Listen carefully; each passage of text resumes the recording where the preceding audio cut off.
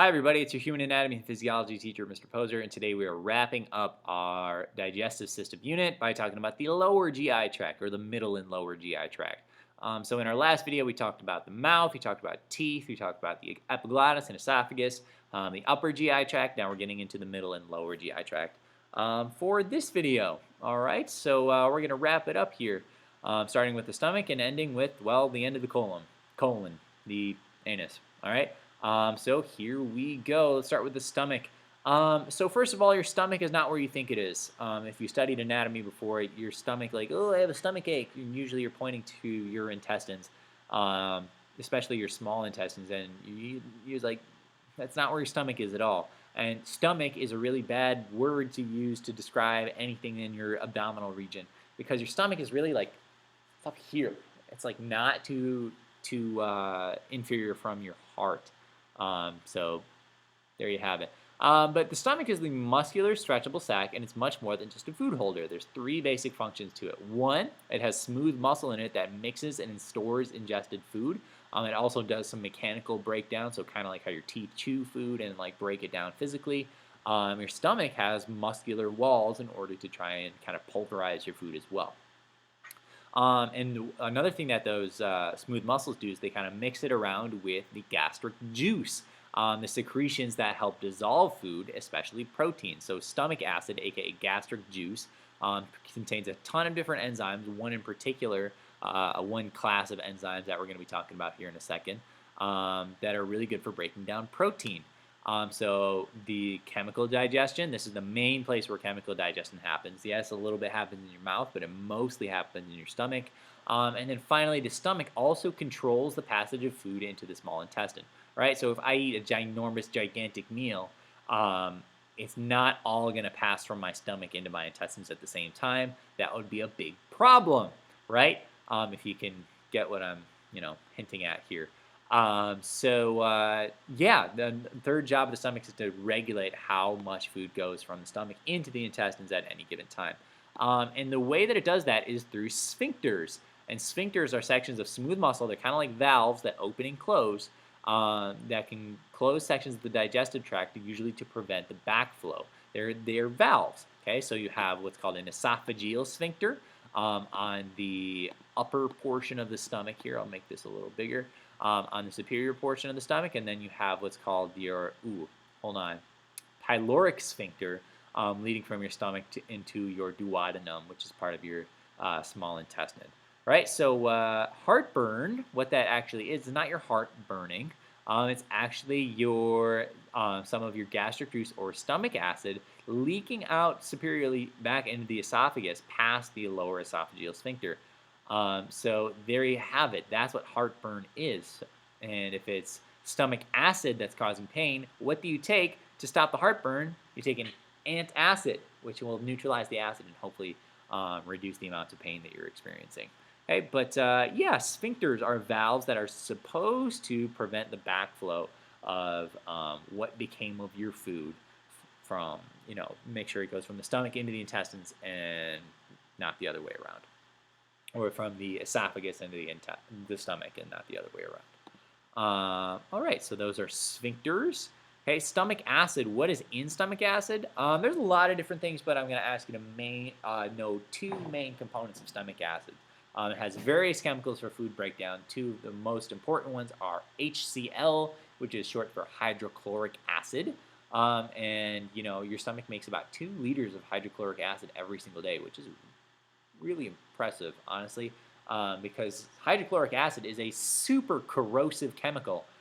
So I have a bottle of it in the back room over here, and it's super dangerous. If it gets on your skin, especially in concentrated amounts, it can burn big time. It can burn your skin. It can cause a lot of problems. So why is it in your stomach?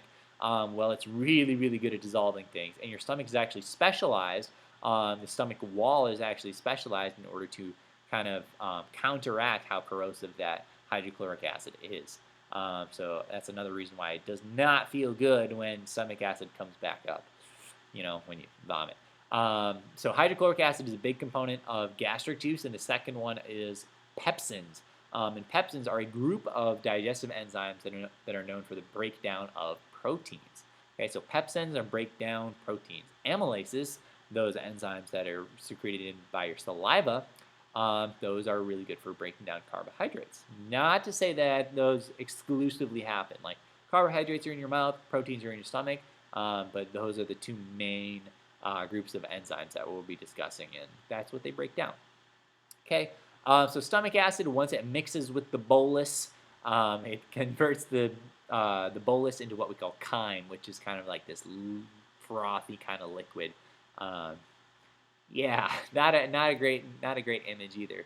But there you have it. And there's of course water and stomach acid as well to try and dilute some of that hydrochloric acid. Okay, lots of water too. I guess that's pretty important to include. Okay, so what happens when you have an empty stomach? Well, waves of peristalsis, what we talked about before, squeezing the tube of toothpaste, empty the stomach. The sphincter, the pyloric sphincter, closes tightly, only allowing a small amount to pass on. So the sphincter right here, right there, okay, is going to be controlling how much food goes from the stomach into the rest of the, passing into the small intestine, right? So it's going to make sure that not too much goes in, not too much is getting passed into the small intestine. And it's going to close when you have an empty stomach, and it regulates the flow of food at an acceptable rate. So what else happens when you have an empty stomach? Well, it takes about 2 to 6 hours to completely empty it. That's a big kind of time frame, and that time frame is dependent on how much fat content was in the food that went into your stomach, and how acidic the chyme is, right? So how much acid was needed to actually break down that food. So if it has a very, very low pH, that is going to your stomach is going to slow down how much of that acid is going to be passed into the small intestine. And when when your stomach is empty, it kind of folds into itself and it forms ridges called rugae, which is a great word as well. Just so many great words in the digestive system. All right, so that's your empty stomach, and once we pass from the stomach, we go to the small intestine. The small intestine is the largest part of the GI tract. It's 19 feet long, which is really a lot, for just it being down here. And it's about 1.5 inches in diameter, so it's a pretty long tube. The small intestine consists of 3 basic regions. The one that the stomach deposits into is called the duodenum. That continues for about, I think, another 3 or 4 feet. Then the middle section, which I believe is about 10 feet, is called the jejunum. Great word again. And then the last remaining portion of that 19 feet is called the ileum. And that should be with an E. Because not to be confused with the ileum or the iliac crest of the hip bone, right? So this is ileum with an E, not ileum with an I. The crest of the hip bone, the ileum, is spelled with an I. Anyway, the small intestine has a huge surface area designed for absorption. Okay, so once your stomach has broken down that food into smaller pieces, the absorption, a lot of it is happening in this 19-foot long passage. Food gets passed through, but on its way through, a lot of the nutrients that your body wants from it are being absorbed through the walls of your small intestine. Okay, so about the small intestine, why is it so good for absorption? Well, the surface area is increased through extensive folding of that innermost membrane. Okay, so just a rule of physical science is that things tend to diffusion tends to occur more. The passage from substances from one side to another side, that happens a lot more with increased surface area. So the whole job of the small intestine is to absorb absorb nutrients from what you ate in your food, right? So it would make sense to have as much surface area as possible. And the way that the small intestine achieves that increase of surface area is through what we call villi, which are small absorptive finger-like projections. Okay, so every single cell on the what's called the mucosal layer of the small intestine has these kind of finger-like projections that are designed to increase the surface area of each of those cells. And there's more surface area, there's more opportunities for food that's getting passed through for nutrients to be absorbed from that food.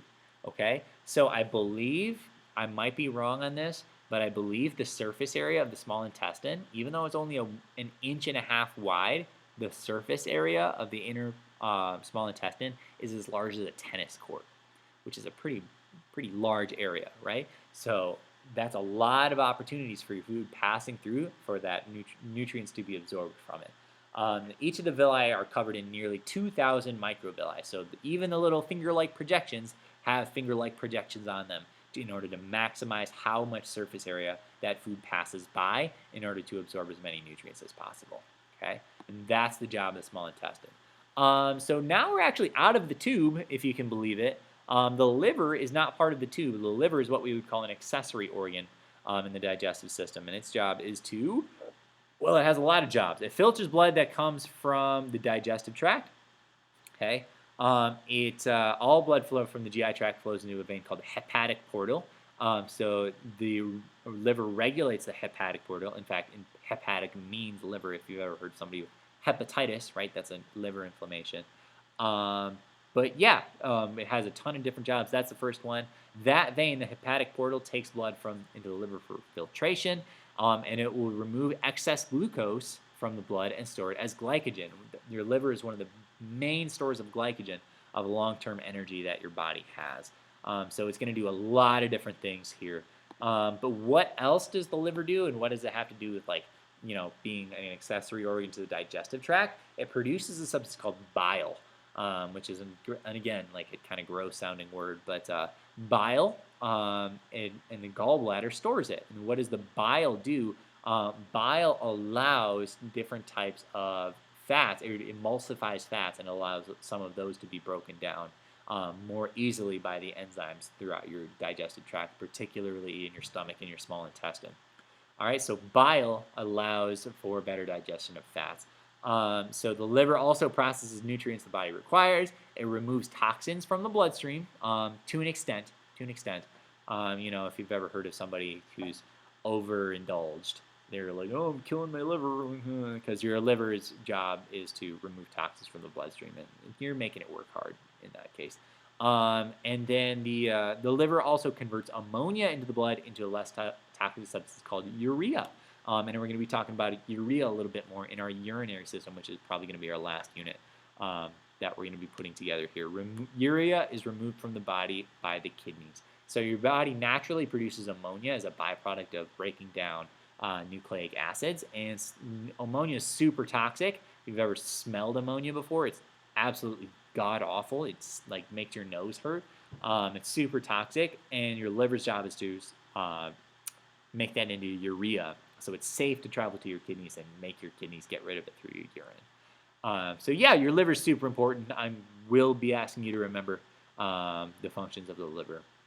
Hey, another accessory organ, another really one of my favorite organs, is the pancreas. And the pancreas releases enzymes as well that are deposited into the small intestine, into the duodenum more specifically, that active on carbs, fats, proteins, and nucleic acids. So it's an enzyme-producing machine. And it also releases bicarbonate, which buffers. Buffer means it kind of makes it a little safer, and it regulates the pH of a certain substance. Bicarbonate buffers hydrochloric acid from the stomach, right? So it doesn't allow that super strong acid to cause any more damage, and it kind of keeps it neutralized and prevents it from causing damage in the rest of your intestines.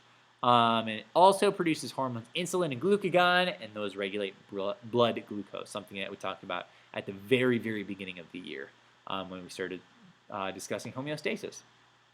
All right, so that's what your pancreas does. And third accessory organ is called your gallbladder. Your gallbladder is a small organ that's located in the right side of your abdomen, just below your ribs, and sits under the liver. And what it does, it has one main job. You can live without your gallbladder. Some people get stones and get it removed. It stores bile, and it increases the concentration of bile before it gets deposited into the duodenum. See, so check it out. Here's the common bile duct. The liver produces bile. The gallbladder increases the concentration, stores it. There's the bile duct, and it's going to deposit right into the duodenum. And your pancreas, this is how it's going to be depositing its enzymes into the digestive tract as well. All right, so we're almost done here, team. We're going to talk about the large intestine really quickly, and then we're going to wrap it up. So once we pass through all 19 feet of the small intestine, we're going back to the GI tract here. Anything not absorbed by the small intestine is moving to the large intestine, aka the colon. I'm going to put that in here, aka the colon. And the large intestine is only, we call it the large intestine, but it's actually not longer than the small intestine. It's only about 5 feet long in comparison to the 19 feet of the small intestine, but it's wider.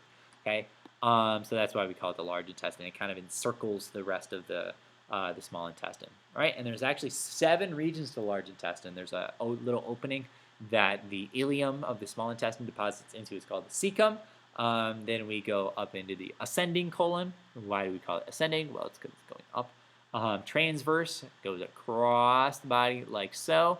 The descending means it's going back down. The sigmoid colon kind of winds back and forth. Sigmoid is referring to the letter sigma, kind of like an S. So here's the S shape. And then feces at this point, the indigestible remains that have not had anything, or that are not going to be absorbed through any of the digestive tract, is stored until in the rectum until it's deposited through the anus, and that's defecation. Everybody does it. Everybody's got to go number 2, so don't feel uncomfortable talking about it. It happens. Everybody's got to do it, right? So yeah, 7 different regions of the colon. Last thing that we're going to talk about here, what is absorbed in the colon? The colon absorbs sodium and it absorbs water, which are not absorbed by the small intestine. The small intestine is going to be responsible for pretty much everything else that's going to be absorbed, with the exception of 2 of those substances that are really important for maintaining osmotic balance in your body, which is a topic that we'll get into in the urinary system as well. And the rest of the material is then stored and eliminated as waste, and stored in the rectum and then eliminated through the anus.